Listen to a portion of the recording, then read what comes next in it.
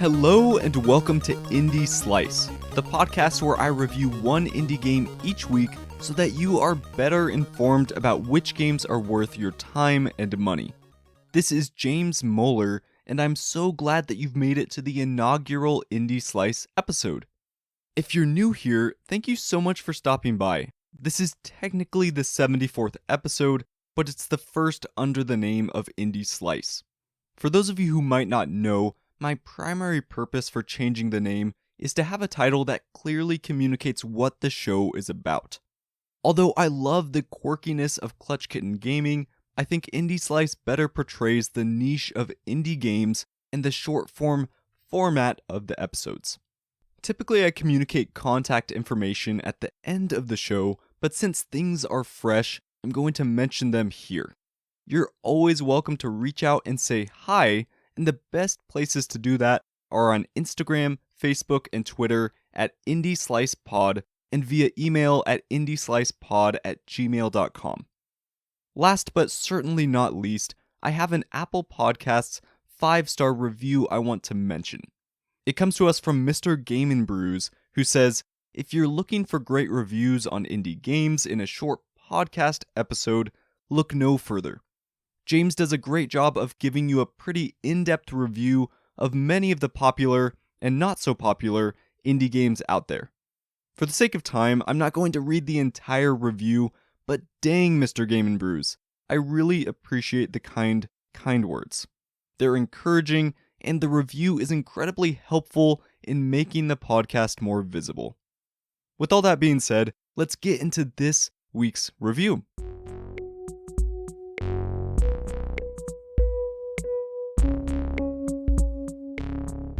Today we're going to be looking at Astrologaster, which is a story-driven astrology comedy game released in May of 2019.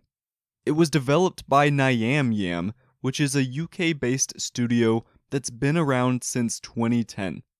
It was co-founded by Jennifer Schneidereit, who previously worked at both Acquire and Rare. Apart from Astrologaster, Yam has also developed Tengami, which is a game taking place in a Japanese pop-up book. Currently, Astrologaster can be found on PC and Mac for $9.99 and on iOS for $4.99, and in terms of time to completion, it took me around 4.5 hours to beat, although there is definitely room for replayability if you want to see other branching paths. Let's transition now to the narrative.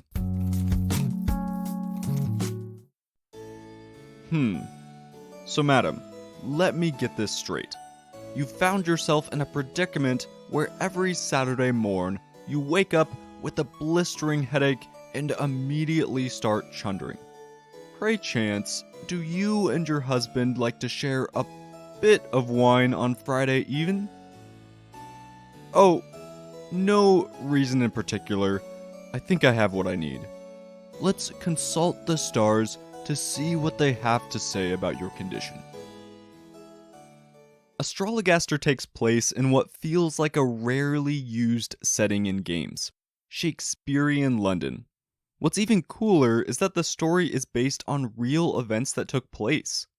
The inspiration for the game came to Jennifer when she saw a presentation at Cambridge on Simon Forman's casebooks. Naturally, you as the player take on the role of Simon, the doctor who concocted a cure to the plague. This feat unsurprisingly lent well to your reputation, despite the small caveat that you aren't officially licensed. In walks the crux of the story. The licensed doctors are jealous of your fame and success and are out to get you.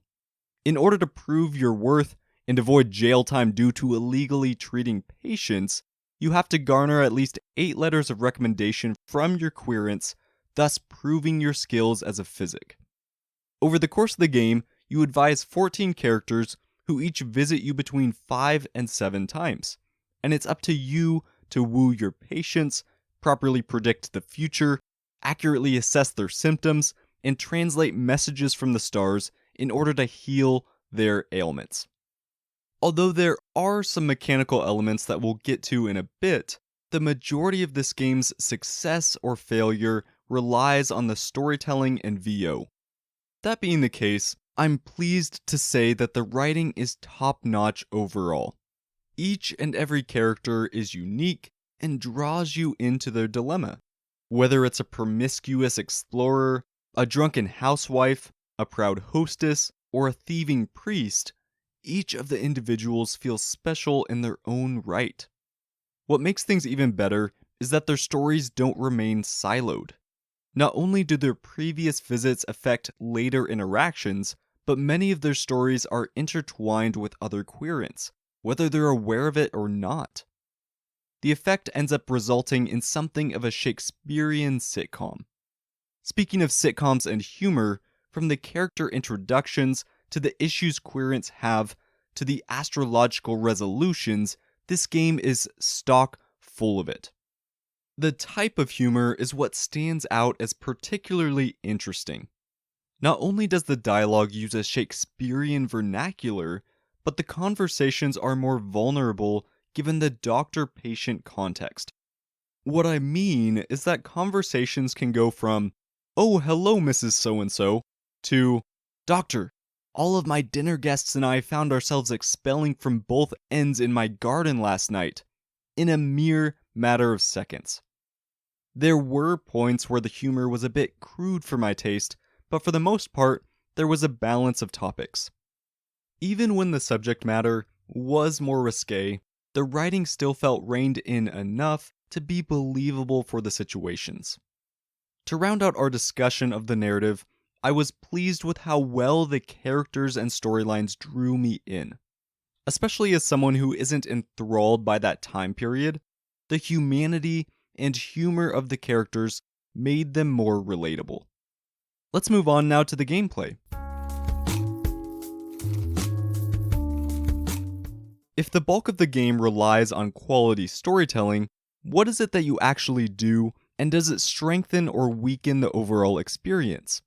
Although it's not in the genre description, Astrologaster acts in a similar way to many visual novels. For a majority of the game, all you do is watch conversations play out. However, in each one, you're given a key choice to make. This is where astrology comes into play. After Simon hears his querent's issue, he consults the stars for guidance.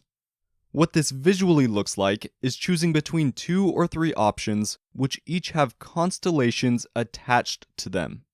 When you click the constellation icons, they give hints as to what each choice does. Where Astrologaster's choices feel different from typical dialogue options is in the complexity. In a game like The Outer Worlds, dialogue decisions are pretty straightforward. You can be kind, mean, lie, or maybe even ignore a character, and based on what you do, it will positively, negatively, or neutrally affect that relationship. In Astrologaster, the choices you make don't always have a clear or immediate outcome. For example, one individual asks you which investment opportunity he should embark upon. It's not until later that you find out whether or not you were right. In addition to outcome lag for some choices, many of them also affect decisions you make down the road. For example, the advice you give the businessman directly affects his wife, who is also your querent. Although the complexity makes choices feel impossible at times, I love how it aligns with the theme of astrology. You might disagree with me, but as someone who doesn't believe in astrology, palm reading, or horoscopes, my perception of the process is that predictions are based on guesswork and deduction. If that's true, then Astrologaster really nails that feeling. I felt confident and even clever in some of the deductions I made, but for others, I felt like I had a 10% chance of making the right prediction. Before we move on, I want to quickly mention 2 negatives of the choice system. First off, the choice summary nullifies the need for constellations. When you click on a choice, constellations pop up to give clues as to what the choice does. They're visually interesting and would push you to deduce their meaning, but the game also provides a summary at the top of the screen, thus taking any real purpose out of viewing the stars. Second, there is a beautiful level of complexity to the choices, but the decisions you make aren't always impactful. For example, if you give a terrible diagnosis and a querent gets more sick as a result, they will still come back to you. You lose points on your letter of recommendation scale, but beyond that, characters come to your office a set amount of times no matter what. That was more unbelievable than patients trusting my star-found advice. Now that we've made it through the narrative and gameplay, let's discuss the art and sound design. On the art side, the game is designed to look like a pop-up book, although the structure is more like a theater production. There are 3 primary backdrops or sets, and the main variable in each scene are the characters. Once you get past the initial wow factor of the game being a pop-up book, the art loses its flair. There were some odd choices made with feet being cut off and wonky looking hands, but overall, the visuals accomplished their purpose and nothing more. When it comes to the sound design, however, the soundtrack and VO are integral to this experience. The score primarily consists of Renaissance-era choir music for each character's entrance. Your initial instinct might be to skip the little songs, but most of them end up being hilarious and actually provide more context for your decisions. On the voiceover front, every single character has VO. There are a total of 12 different actors who voice the 14 characters, and for the most part, they did an outstanding job. There was one female character who was supposed to be in her 20s and sounded more like she was in her 50s, but apart from that example, the actors did very well. Just like with Indivisible, I'm always impressed when indies have a solid lineup of VO. This game could have easily just been text-based, but the addition of real voices brings the game to life.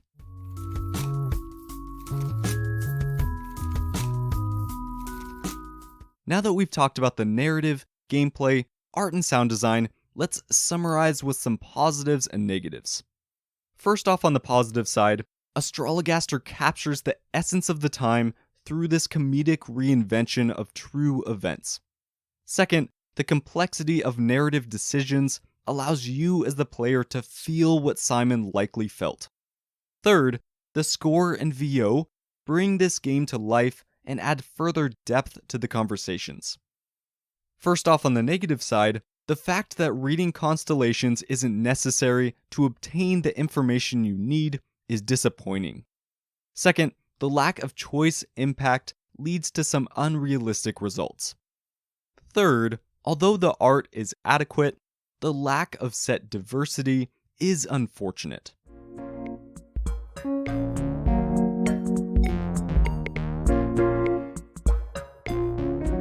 We've made it now to the final boss. This is the part of the podcast where I let you know whether you should slay the game and buy it, flee the game and avoid it, or farm up and wait for a sale. My verdict for Astrologaster is to slay this game. Niam Yam successfully created this sitcom-like experience set in Shakespearean times, and it's an incredibly interesting story to be a part of. If you're looking for Obsidian levels of impactful choices, you may want to temper your expectations, but for the wacky narrative that this game has, I think you'll really enjoy your time.